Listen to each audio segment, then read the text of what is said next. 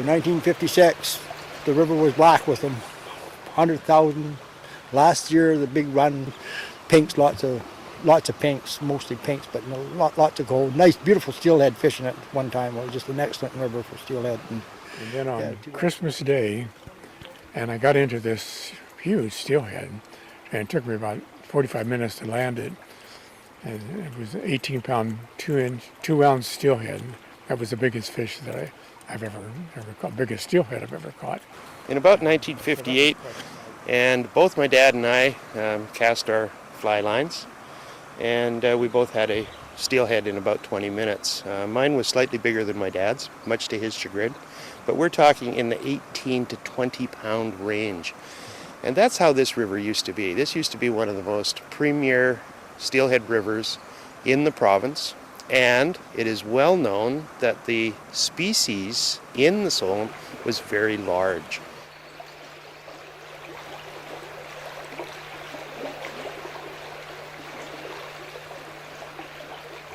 I came to the Tsolum River in February of 1965. At one time, the Tsolum River had something like 3,500 steelhead. That's a lot of steelhead. In '83, they released 3.5 million fry into the Tsolum River. Only 9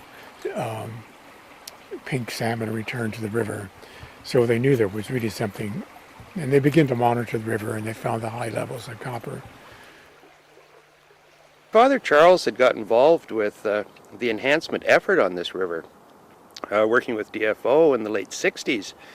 This was after the fish had been decimated by the logging and before they had discovered the acid mine drainage. He was one of the people that first noticed that the river wasn't coming back and was one of the sort of agitators to try and find out what was going on. I mean, when you put that kind of enhancement effort into something and nothing comes back, well, then you need to look a little deeper, and that's what Charles did.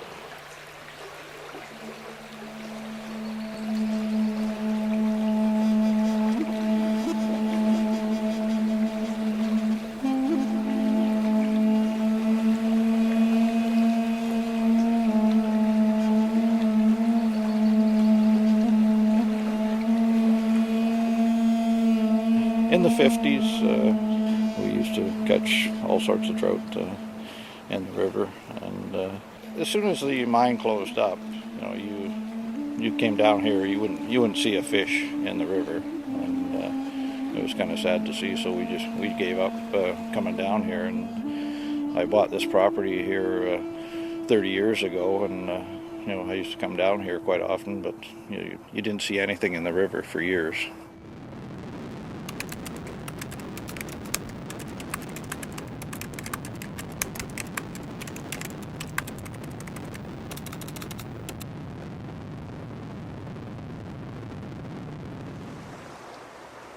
Understanding that this river was devastated by a mining operation that was very short-lived, 1964 to 67, created what we now know as acid mine drainage, and basically devastated the Tsolum to the point where by 1993 there was virtually no returns at all.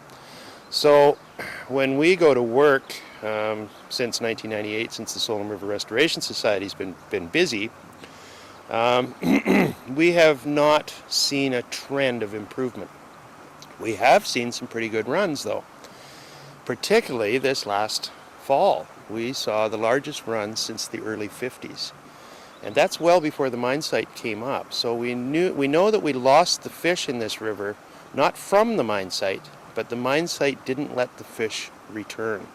The original loss of the stocks in the Tsolum was very similar right across the province where clear-cut logging had occurred. The traditional type, the historical type of logging that was done literally destroyed streams, destroyed coho habitat, trout habitat, changed the hydrology in a lot of these rivers, loosed gravels up that started moving through the system, became unstable. So in most cases, DFO went to work, the Department of Fisheries and Oceans, through their community involvement program, went to work throughout the province, assisting community groups build little hatcheries. By the mid-60s was a pretty good rebound. All over the province, stocks were starting to come back to about 50% of their historical levels through this incredible province-wide enhancement effort by the Department of Fisheries and Oceans. The Tsolum never came back. They put extra effort, they put extra people, they built an enhancement facility on Headquarters Creek. None of this helped. There was absolutely no increase in the stocks in the Tsolum. That continued on through into about the early 80s, when really everybody kind of shrugged their shoulders and said, well, you know, what's going on with this river?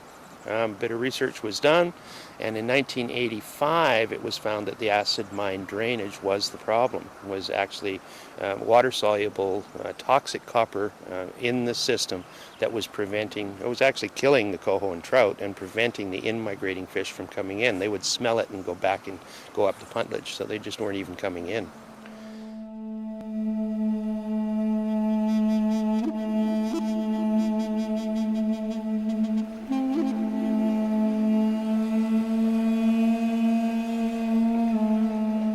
In 1986, 87, our then MLA, Stan Hagen, lobbied government to do something. And in 1989, $1.5 million was loosed up from government coffers, and they put a partial cover on the mine site. That was called Murray's Raincoat, and was deemed a failure over the next couple of years, and there was no change. However, by that time, the Tsolum River Restoration Society is on the scene. We're starting to work, we're doing more monitoring, we're doing the kinds of things that government are walking away from because they're kind of thinking this river is hooped and dead and there's nothing they can do. By 1999, we start to see a real improvement in the copper loadings. And when we all got together and said, wow, what are we seeing here? We saw 50% improvement. And we realized that the partial cover that was done in 88, 89 was starting to kick in and work. It was a gravel cover, so there were lots of spaces, so the water was still getting through. And I guess over that decade, all of those spaces got filled up, and it started to seal up and become effective. Still wasn't enough, though, not nearly enough. Fish were not returning.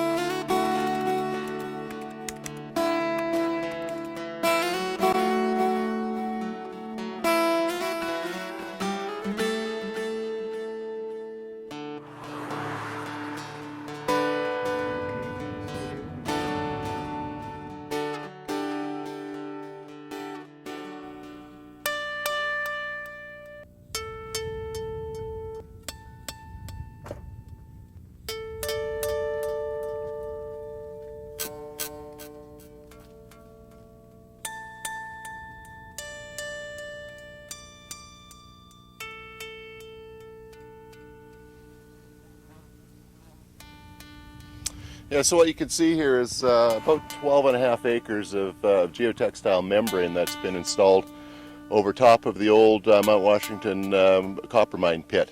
The membrane itself is geotextile material, which gives it its strength. It's kind of a woven fabric, and in between that is sandwiched about 1/8 of an inch of bitumen tarry material, so that provides the seal.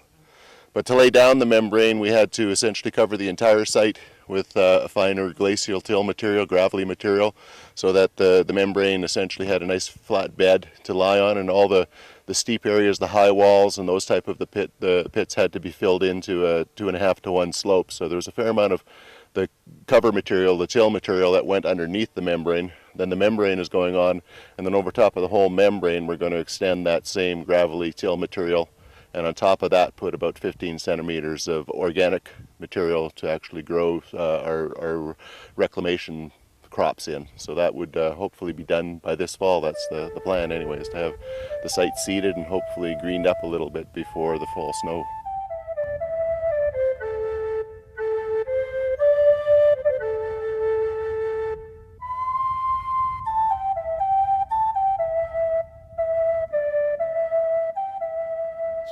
Father Charles was instrumental in getting things done.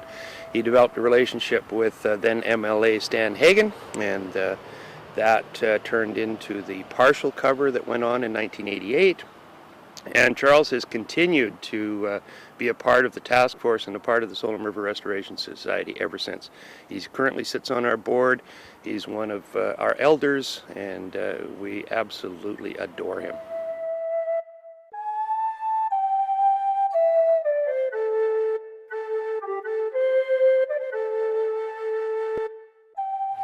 And it all goes back, I think, really to the father of North American ecology is Aldo Leopold. And Aldo Leopold was a forester in New Mexico. And he says that kind of a maxim, how do you know what is right when you're working in a forest, on a river, in the ocean, anywhere in the environment? And he says the thing is right when it tends to preserve the beauty, integrity, and stability of the biotic community. Otherwise it's wrong. As Aldo Leopold said, we can't just be resource managers, but we're just plain members of the biotic community.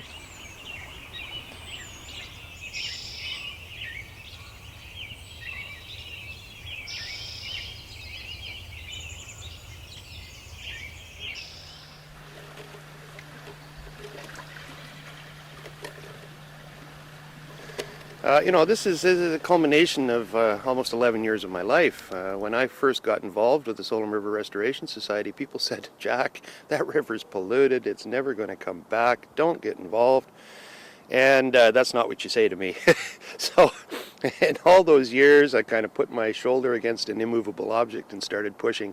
And of course, I was only motivated by the other people around me, people like Dave Ferguson and Jackie Sandiford.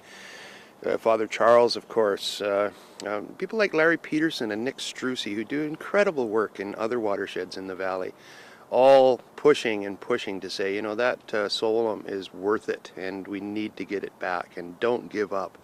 So I've had that kind of support all the way through. The site got covered. We've been taking water quality samples ever since, and not one sample since that cover was laid is above our target of 11 parts per billion. This is amazing. We're seeing a trend towards health. It absolutely changes the picture for us now. What was our 11-year push to get something done about the mine site and get our water quality back? Now we have the water quality. Now we can really go to work and restore the river.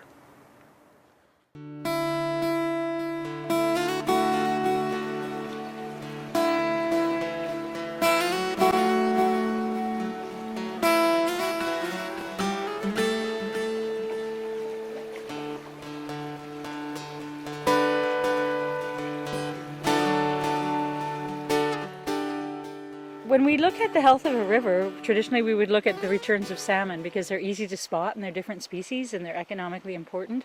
But underlying all of that is this web of life which goes right from the microinvertebrates. It includes the health of the trees, the leaves that fall into it, the macroinvertebrates and the phytoplankton. These are the things that fish feed on. Crayfish feed on that. There's a whole ecology of animals in a river all working together. It goes right down from the smallest bacteria right up to the highest predators and eagles, and that's all what we're seeing recovery in, is in all of those things now. I got involved with the Tsolum River Restoration Society when I first returned to the valley. I was working in Southeast Asia doing water quality experiments there, and I was privileged to be the first coordinator of the Tsolum River Restoration Society. Even before it was the Tsolum River Restoration Society, it was the Tsolum River Task Force, and that was a group of concerned citizens, politicians, NGOs, all got together because the community decided at that point, after its meeting of saving the Tsolum, that this river was being ignored by government and it seemed to be an unsolvable problem, and as a community we couldn't accept that. So that's where there was a new process getting together, bringing together the experts we needed, the political power that we needed, and the huge volunteer support of our community. And that's what it took to get this job down, is it took the partnership. And that includes partnering with business as well as with government and with First Nations and with volunteers.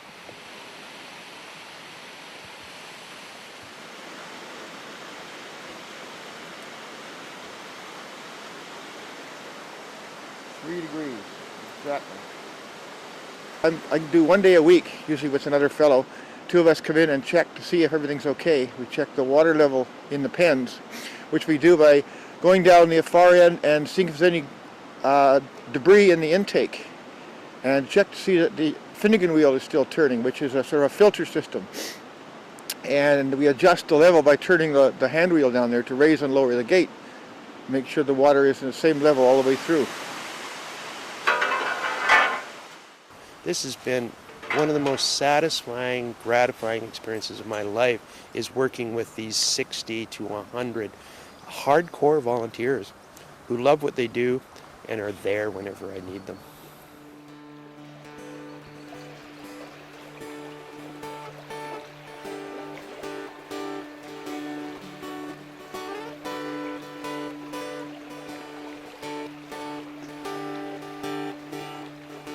I think we owe a lot to Thomas Berry. He was from Greensboro, North Carolina, and he talks about the great work. The great work which we're all called to do is to make a transition from our society today, which is having a disruptive influence on the earth, to a society that will have a benign presence to the earth. And we do that by, I think, by experiencing creation with a sense of wonder and delight rather than something for our own benefit. We have to actually fall in love with the natural world. We're only going to save something if we love it. We're only going to love something if we think it's sacred. So in that sense, only the sense of the sacred will save us. That's Thomas Berry's message. The hatchery remained unused right the way through to 1998, when the newly founded Tsolum River Restoration Society said, well, let's see what we can do about increasing the pink stock in the river. Without these salmon, the entire ecosystem begins to fail. So salmon are far more important than just a food source or iconic BC feature. They really are part of an international, global ecosystem that is very simple to understand. Here's a river that's been devastated for years, and one of the things, of course, that's devastated are these nutrients with no fish returning. So our idea was to raise these numbers, get more carcasses in the river.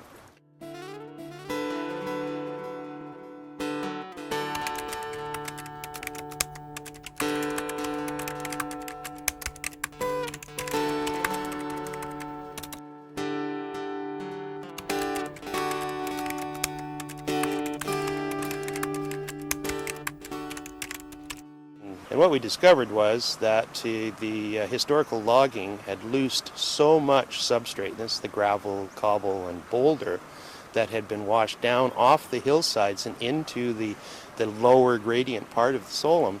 Thousands and thousands of metric tons of gravel, rock, and boulder that are slowly making their way through this very low gradient, very meandering system. It's going to take another 500 to 600 years for a lot of this gravel to work its way through. What does that mean? Well, all of these gravels are very attractive to fish coming in to spawn, and they do spawn in these wonderful gravels, but the gravels are not stable. So what we've discovered is that we can absolutely correlate any year that we have over 10 days of high flows. These are winter storms that create over 50 cubic meters per second. Any flood event like that moves the gravel. So if that's during incubation, gravel all moves, crushing the eggs, loosening up the eggs, freeing up the eggs for predation, and basically washing them away. So that's what happened this year. We had 50,000 spawning pink come in. It was a phenomenal year. Our volunteer counters were thrilled. And then we had, in November, we had one of the largest flood events I've ever seen. Where I'm standing right now, the water was over my waders, and I'm standing high and dry. You can see the river behind me. So in that kind of flood event, really what's happened is all of the gravels have moved. They're all loaded with the pink eggs. The pink eggs were all destroyed. So at our trap this year, we, with this new piece of information, understanding that these gravels are moving, we kind of expected we wouldn't see a lot of pink. And our volunteers who come down here day after day after day to catch, identify, and release these fish, I think the biggest day we had was a little over 200 pink. This is dismal. Even our chum, we hardly saw any chum. I don't think we had a day over 45 counted in the trap. So we now know what's happened to those fish. Those eggs were destroyed in those high waters, and you kind of get an idea of how all of this has transpired over the last 40 years, basically.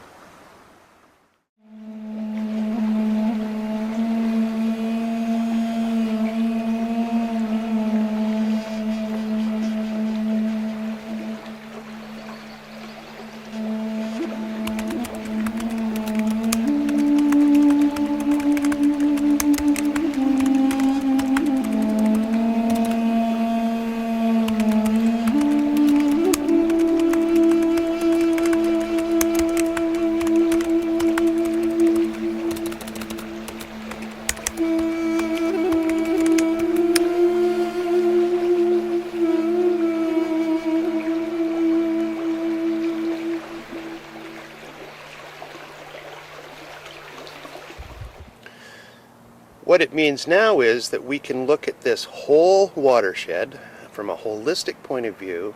We can take a snapshot of it as it exists today. We can look at the erosion, we can look at the spawning, we can look at the holding, the various kinds of habitats for fish and wildlife, for birds, and we can then sit down and begin a process of prioritization.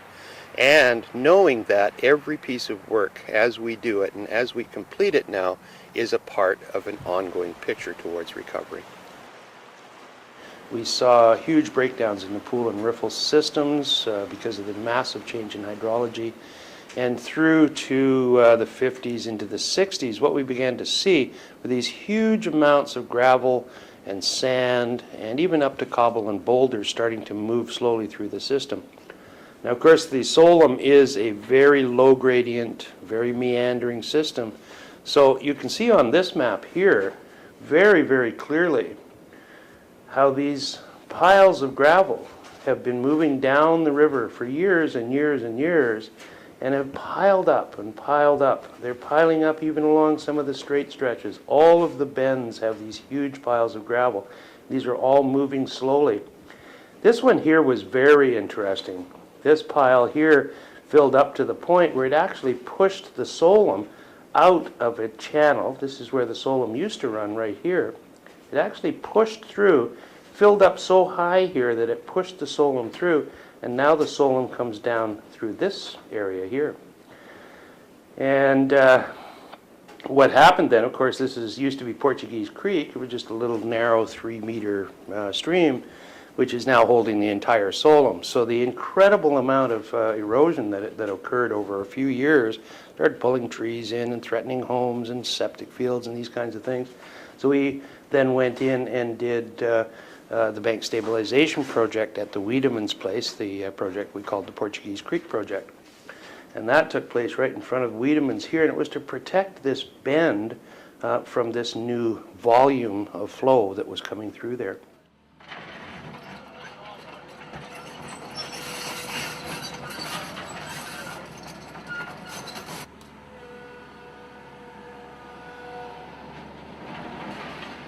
Project like this, when we sit down and we look at budgeting for it, we look at the excavator time, the amount of rock, we look at the design that we're working from, and we make all of the estimations to move forward. The original estimate budget for this project was about $500,000. If we had proceeded with that project, I suspect that it would have even cost a lot more than that, because we wouldn't have done it as a nonprofit society because it was so massive. We would have wanted the regional district or the province to take it on. The minute that you have a government agency begin to do this kind of work, of course there are now levels of supervision, there are levels of liabilities, there are levels of kind of bureaucratic structure where the cost actually of the project becomes exponential. That's the beauty of a nonprofit society doing this kind of work. And often, as we all know, government projects tend to go well over what they were budgeted for. So, say we started with a $500,000 budget, that could have gone to $1 million to do that project. We did this project for $55,000.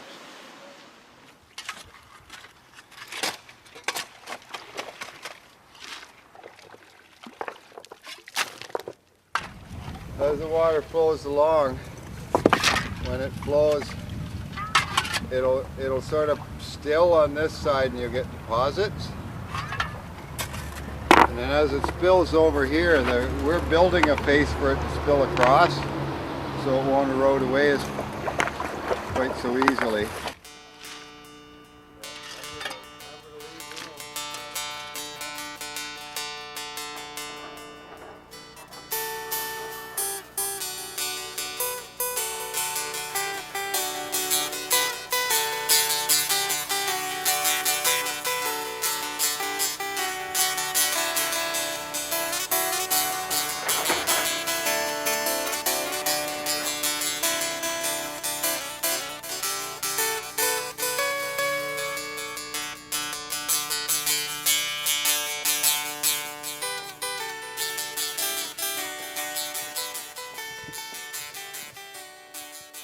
Well, I'm seeing kind of the final phases of the closure plan here for the Mount Washington copper mine site. Still to go on the site here would be the actual revegetation. Once they finish with the placement of the topsoil, the final placement here, we'll have some revegetation crews coming in to actually plant the site up to alder and to grass seed the area.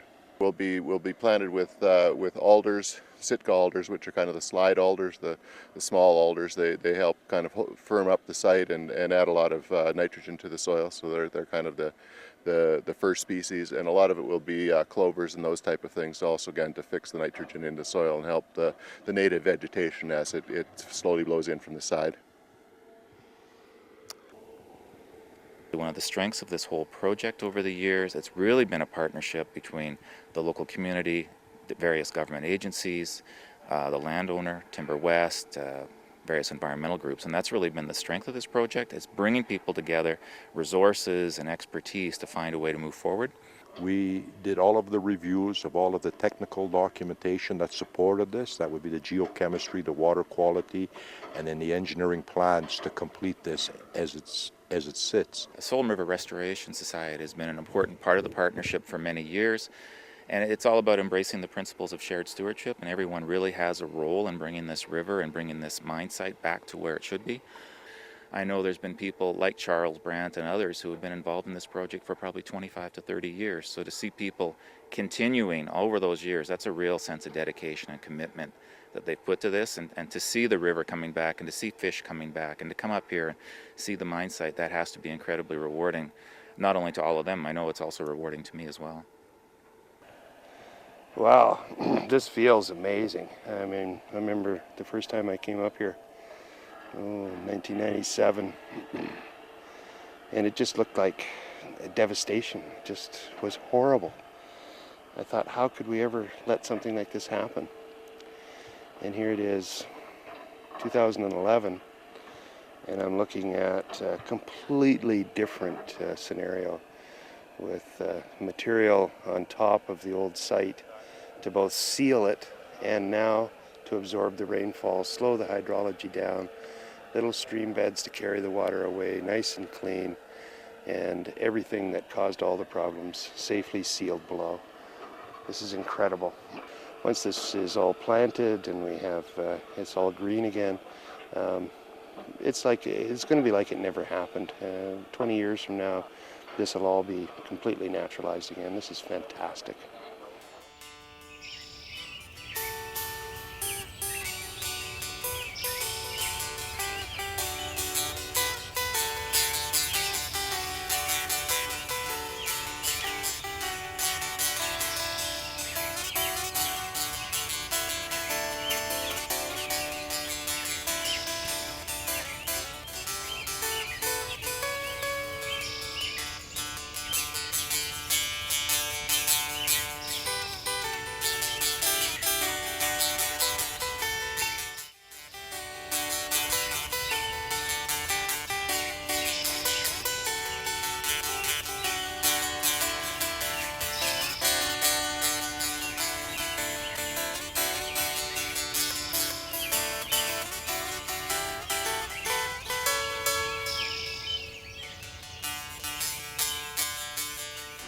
We're just inspecting to make sure that the access is good for our pink salmon. And if we get any coming up, we don't want this obstructed in any way. The beaver was in here earlier in the summer. And you can see what's sort of left of his dam. And it all looks good now. It's open and flowing through all of our control weirs. These are the control weirs. We've been on the river for 16 years now. When we first moved here, it was tough to find a lot of life in the Tsolum, and particularly over maybe the last 7 years, we've seen a big difference. Many more coho fry in the main stem of the river itself. Big increase in the population of invertebrates, crayfish, mussels, and lots of more returning salmon. We get quite a few pinks and quite a few chum in the lower river, and it's been exciting to see it getting better, for sure. It's nice to see the river coming back. I haven't seen so many big trout in here in years, and I've never seen so many coho fry in the river as this year, and I swim here every summer, so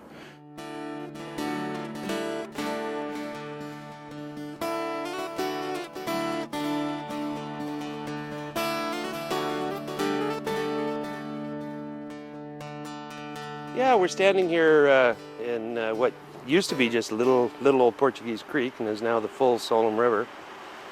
And this particular weir field has gone through 2 winters now. We're just poised for the 3rd one. And this thing has performed very, very well.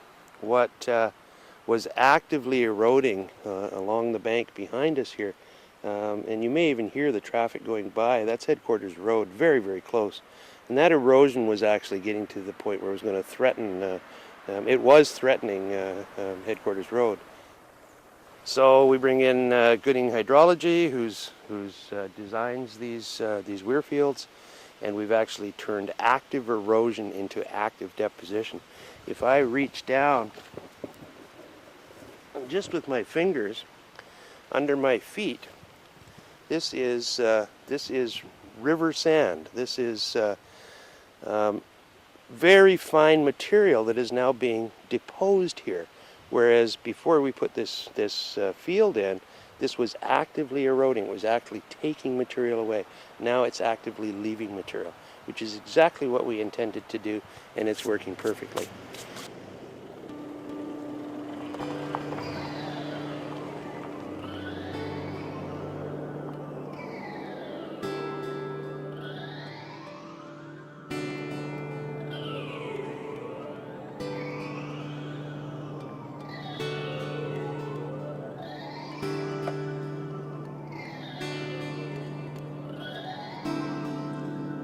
Merrick's Creek is about half a kilometer up here, and that's where all the drainage from the mine site ends up in the Tsolum River. So this is kind of the first sampling station downstream of where the Merrick's Creek comes in. So that's why it's being used to as a control station for the mine site. It kind of tells us what copper loading the river is getting. This is where the 0.07 parts per billion, 0.007 parts per million limit objective is set, is at this site.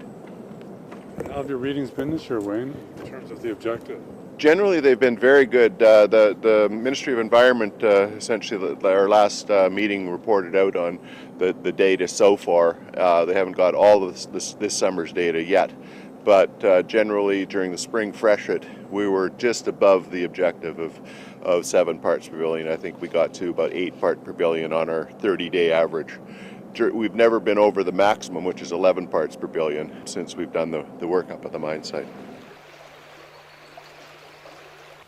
Now that fish can actually exist happily in this water year-round, we're going to see coho and trout start to build. Again, we are seeing the cutthroat, but we really want to build the rainbow and the steelhead population.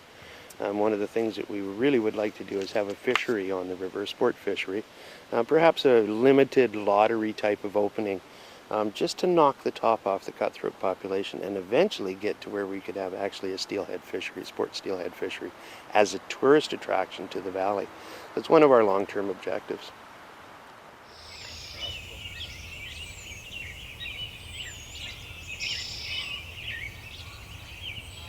It was a very, very concerted effort on the part of the regional district. Rod Nickel was the area seed director, and Kel Kelly was just coming in.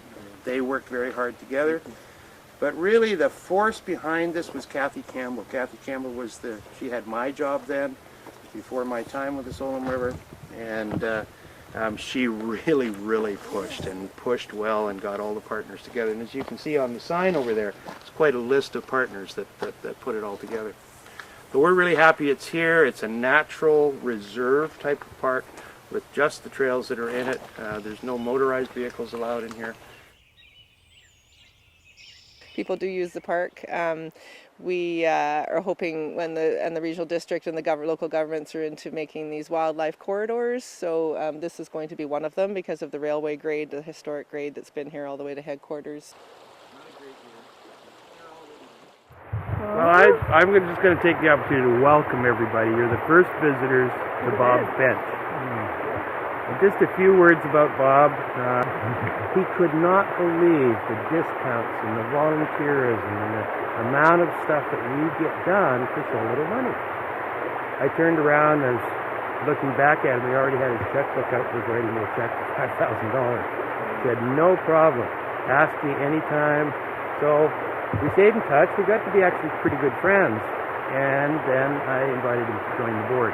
He got involved with us, came onto the board, was interested in what we were doing, and saw that there was this kind of hesitation around doing anything at the mine site. He stepped up and he put his $50,000 on the table. He said, here's $50,000, let's get something done. And of course that spurred, it turned into $4.5 million. It turned into almost $5 million by the time we got the project underway.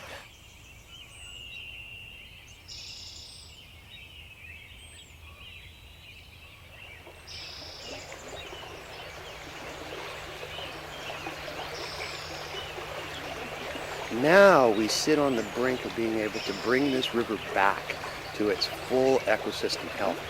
And we can bring that learning and our successes and how we did it and the methodologies, we can bring that to the world and kind of put a bit of a template in place as to how other people who are in similar situations can bring rivers back.